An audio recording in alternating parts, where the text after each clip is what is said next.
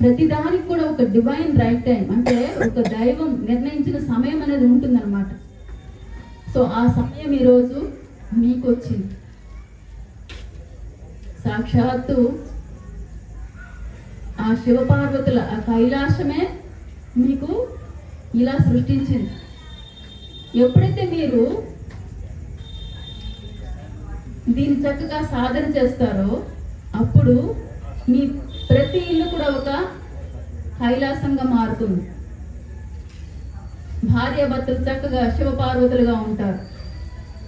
పిల్లలు చక్కగా ఒక కుమారస్వామి లాగా, ఒక వినాయకుడు లాగా. ఎంత శక్తివంతులు వారు! వినాయకుడు అంటే జ్ఞానానికి అధిపతి.